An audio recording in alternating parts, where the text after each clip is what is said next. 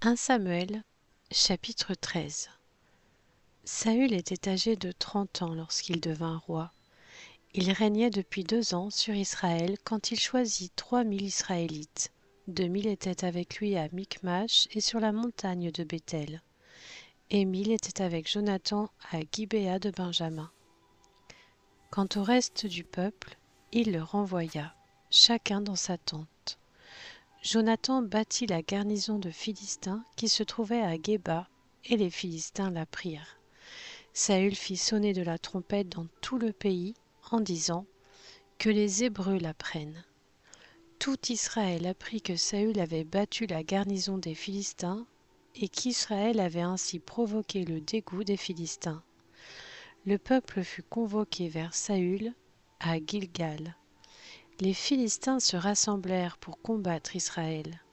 Ils avaient 30 000 chars et 6 000 cavaliers, et ils formaient un peuple innombrable, comme le sable qui est au bord de la mer.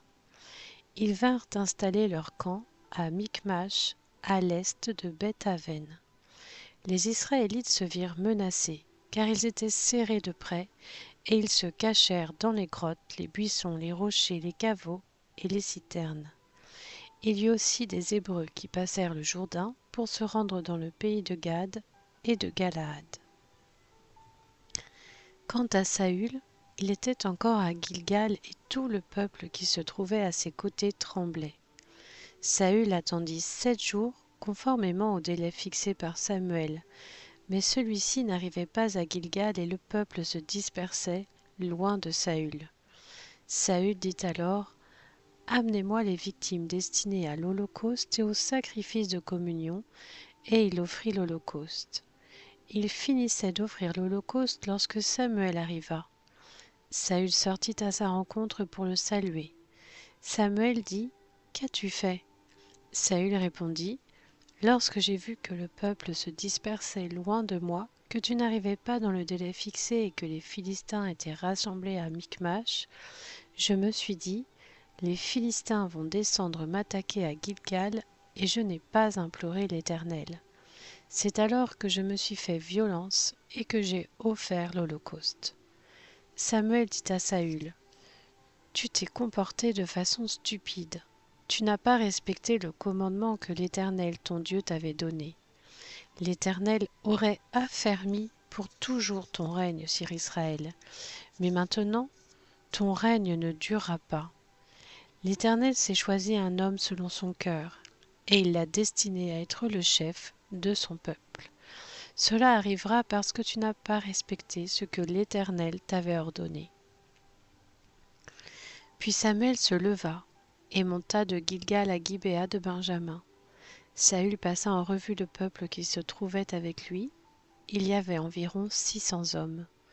Saül, son fils Jonathan, et le peuple qui se trouvait avec eux avaient pris position à Géba de Benjamin, et les Philistins avaient leur camp à Michmash. 3 troupes sortirent du camp des Philistins pour semer la dévastation. L'une prit le chemin d'Ophra vers le pays de Shual, l'autre le chemin de Beth-Horon, et la troisième le chemin de la frontière qui domine la vallée de Tseboïm du côté du désert.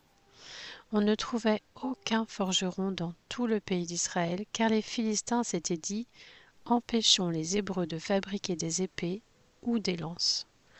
Chaque Israélite descendait donc chez les Philistins pour aiguiser son soc de charrue, sa pioche, sa hache ou sa bêche. Cela coûtait 2/3 d'une pièce d'argent pour aiguiser des bêches, des pioches, des fourches et des haches ou remettre en état des aiguillons. Ainsi, le jour du combat, le peuple qui était avec Saül et Jonathan ne disposait d'aucune épée ni lance. Saül et son fils Jonathan, en revanche, en possédaient.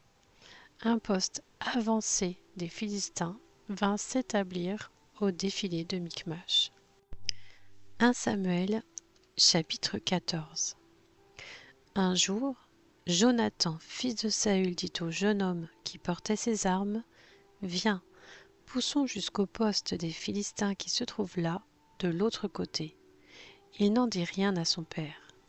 Saül se tenait à la limite de Gibéa sous le grenadier de Migron, et la troupe qui était avec lui comptait environ 600 hommes.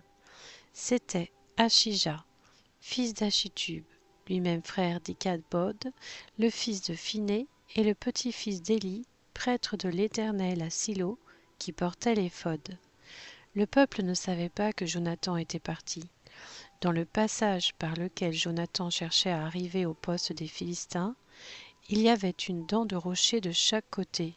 L'une s'appelait Botset et l'autre Séné. L'une de ces dents se trouvait au nord, en face de Micmash, et l'autre au sud, en face de Géba. Jonathan dit au jeune homme qui portait ses armes, « Viens, poussons jusqu'au poste de ces incirconcis. Peut-être l'Éternel agira-t-il pour nous. » En effet, rien ne peut empêcher l'Éternel de sauver, que ce soit au moyen d'un petit ou d'un grand nombre. Celui qui portait ses armes lui répondit, « Fais tout ce que tu as dans le cœur, suis ta pensée. Me voici avec toi, prêt à te suivre. » Eh bien, dit Jonathan, allons vers ces hommes et montrons-nous à eux. S'ils nous disent, arrêtez-vous jusqu'à ce que nous arrivions vers vous, nous resterons à notre place et nous ne monterons pas vers eux. Mais s'ils disent, montez vers nous, nous monterons, car l'Éternel les livre entre nos mains. C'est ce qui nous servira de signe. Ils se montrèrent tous les deux au poste des Philistins, et les Philistins dirent, voilà que les Hébreux sortent des trous où ils se sont cachés. Les hommes du poste s'adressèrent ainsi à Jonathan et à son porteur d'armes. Montez vers nous, et nous vous ferons savoir quelque chose.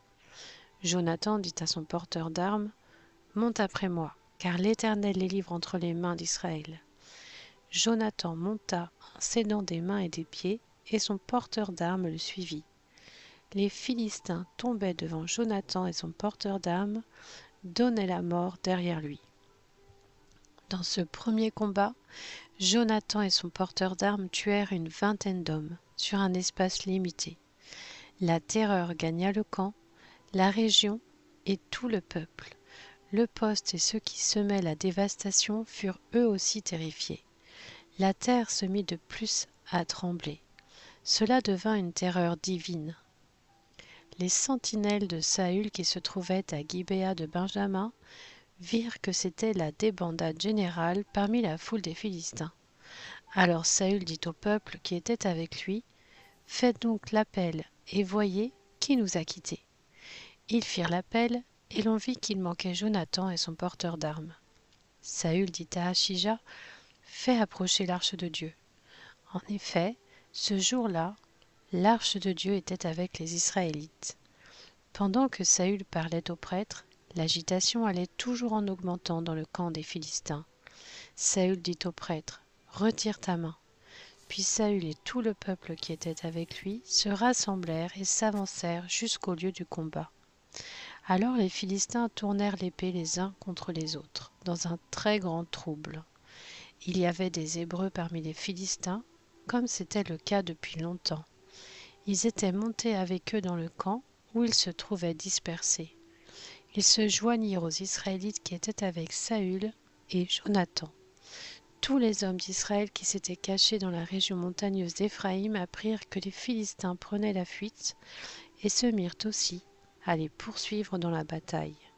L'Éternel délivra Israël ce jour-là, et le combat se prolongea plus loin encore que Beth-Aven.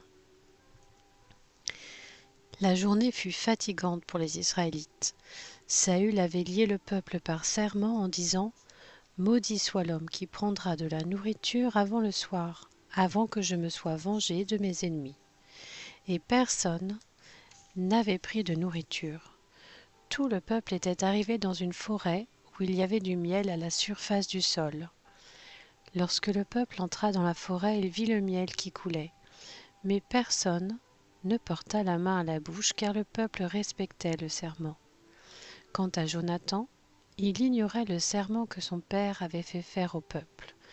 Il avança le bout du bâton qu'il avait à la main, le plongea dans un rayon de miel et ramena la main à la bouche, et sa vue devint claire. Alors quelqu'un du peuple lui adressa la parole et dit « Ton père a fait jurer le peuple en disant « Maudit soit l'homme qui prendra de la nourriture aujourd'hui. » Et le peuple est épuisé. Jonathan dit: « Mon père fait du tort au peuple. Regardez donc comme ma vue est devenue claire du fait que j'ai goûté un peu de ce miel. Si aujourd'hui le peuple avait mangé du butin qu'il a trouvé chez ses ennemis, la défaite des Philistins n'aurait-elle pas été plus grande? » Ce jour-là, ils portèrent des coups aux Philistins depuis Michmash jusqu'à Ajalon. Le peuple était très fatigué, et il se jeta sur le butin. Il prit des brebis, des bœufs et des veaux, les égorgea à même le sol et en mangea avec le sang. On le rapporta à Saül en disant: « Le peuple pêche contre l'Éternel en mangeant de la viande avec le sang. » Saül dit: « Vous commettez un acte d'infidélité. Roulez immédiatement une grande pierre vers moi. » Puis il ajouta: « Dispersez-vous parmi le peuple et ordonnez à chacun de m'amener son bœuf ou sa brebis et de l'égorger ici.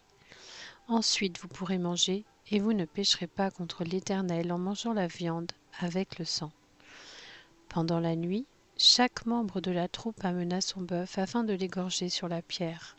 Saül construisit un autel pour l'Éternel. Ce fut le premier autel qu'il construisit en l'honneur de l'Éternel.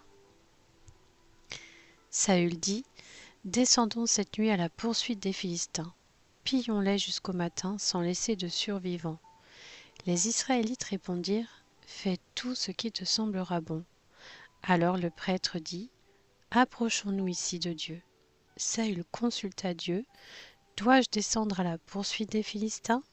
Les livreras-tu entre les mains d'Israël? » Mais l'Éternel ne lui donna aucune réponse ce jour-là.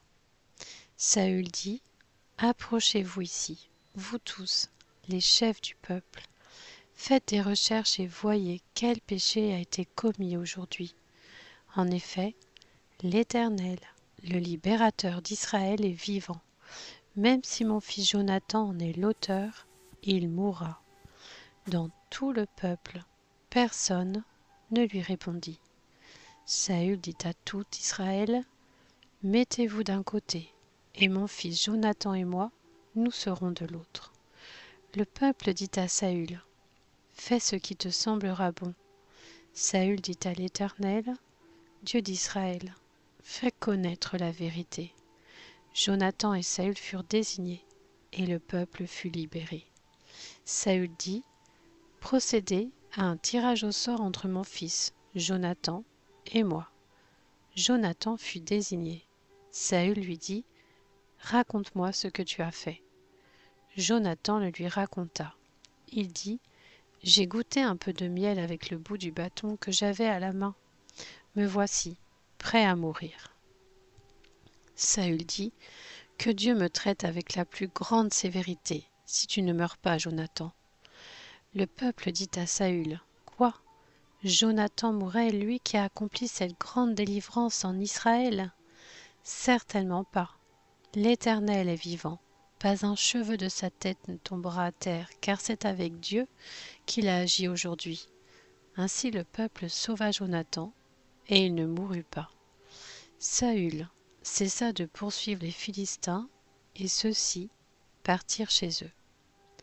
Après avoir pris possession de la royauté sur Israël, Saül fit de tous côtés la guerre à tous ses ennemis, aux Moabites, aux Ammonites, aux Édomites, aux rois de Tsoba et aux Philistins.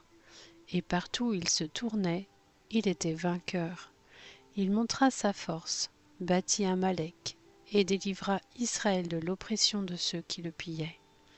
Les fils de Saül étaient Jonathan, Shishvi et Malkishua. L'aîné de ces deux filles s'appelait Mérab, et la plus jeune Michal. La femme de Saül s'appelait Achinoam. Elle était la fille d'Achimatz.